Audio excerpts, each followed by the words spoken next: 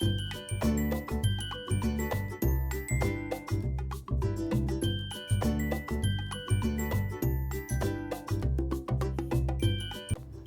मी दुधी भोपळ्याची अशी भाजी बनवणार आहे जे मोठेच काय लहानगेसुद्धा पुन्हा पुन्हा मागून खातील.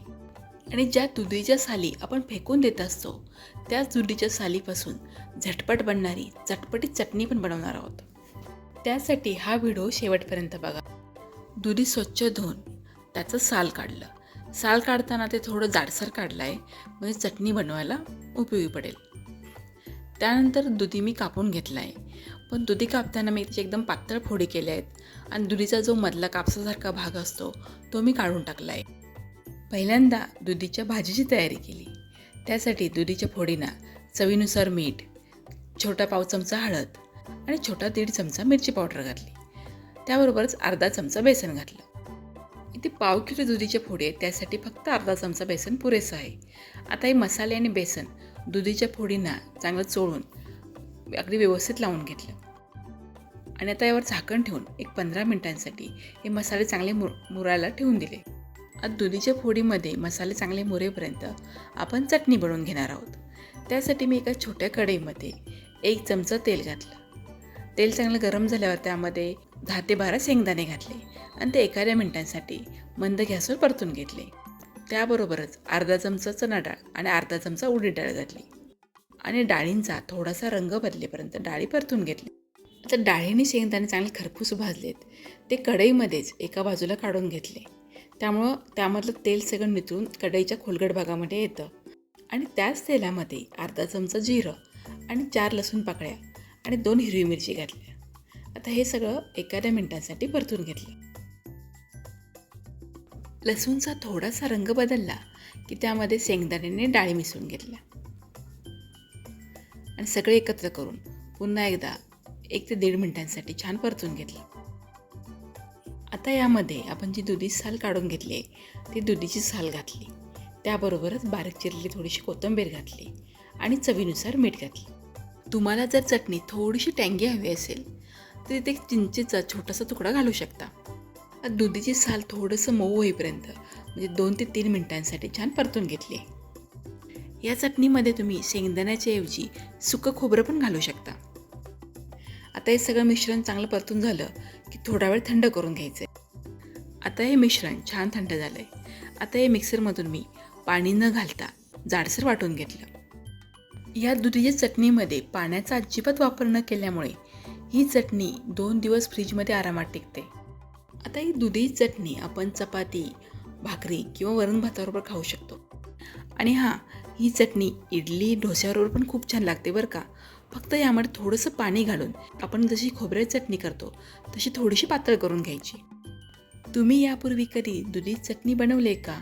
बनवली असेल तर कमेंटमध्ये मला नक्की सांगा. आता दुधीची सालाची चटणी बनवून तयार आहे. आता आपण जे दुधीला मसाले लावून ठेवले आहेत तेही चांगले मुरलेत. त्यामुळे आता आपण दुधीची भाजी बनवून घेऊ. त्यासाठी कढईमध्ये मी 2 चमचे तेल घेतलं आणि तेल चांगलं गरम झाल्यावर त्यामध्ये दुधीच्या फोडी घातल्या. आता मंद गॅसवर 3 ते 4 मिनिटांसाठी दुधी परतून घ्यायचं आहे. त्यामुळे दुधीला मसाले खूप छान लागतात आणि तो बऱ्यापैकी मऊ होतो. आता 3 मिनिटांनंतर दुधी कढईमधून काढून घेतला आणि त्याच कढईमध्ये पुन्हा मी 2 चमचे तेल घातलं. तेल चांगलं गरम झालं की त्यामध्ये 1 छोटा चमचा जिरं घातलं. 1 मध्यम आकाराचा कांदा लांब चिरून घातला. इथे तुम्ही बारीक चिरला कांदाही घालू शकता, पण मी थोडं काम सोपं करण्यासाठी लांब चिरला कांदा घातला आहे. आता कांदा थोडा मऊ होईपर्यंत परतून घेतला. आता कांदा चांगला मऊ झाला की यामध्ये 1 मध्यम आकाराचा टोमॅटो बारीक चिरून घातला आणि त्याबरोबरच बाकीचे मसालेही घातले. म्हणजे चवीनुसार मीठ, छोटा अर्धा चमचा हळद, 1 चमचा धना पावडर, अर्धा चमचा जिरा पावडर आणि अर्धा चमचा मिरची पावडर घातली. आता मीठ आणि मिरची पावडर आपण दुधीच्या फोडीनंही लावलेली आहे, ते लक्षात ठेवूनच इथे घालायचे. आता हे मसाले तेलामध्ये थोडेसे परतून घेतले आणि मसाले करपू नयेत म्हणून अगदी 2 ते 3 चमचे मी यामध्ये पाणी घातलं. पाणी घातल्यानंतरही मसाल्याला छान तेल सुटेपर्यंत आणि टोमॅटो चांगला मऊ होईपर्यंत हे परतून घेतलं. आता मसाला चांगला तयार झाला आहे. आता यामध्ये परतून घेतलेल्या दुधीच्या फोडी घातल्या. त्याबरोबरच बारीक चिरलेली कोथिंबीर घातली आणि मसाल्यामध्ये छान मिसळून घेतली. आता यावर झाकण ठेवलं आणि फक्त 2 मिनिटांसाठी मंद गॅसवर वाफ घेतली. आता 2 मिनिटांनंतर झाकण काढल्यानंतर बघा, दुधीला पाणी सुटायला सुरुवात झाली आहे. दुधीसारख्या भाज्यांमध्ये ना अंगचंच पाणी असतं, त्यामुळे वरून जास्त पाणी घालण्याची गरज लागत नाही. आता या भाजीची चव अजून छान वाढावी म्हणून यामध्ये थोडीशी कसुरी मेथी आणि अर्धा चमचा गरम मसाला घातला.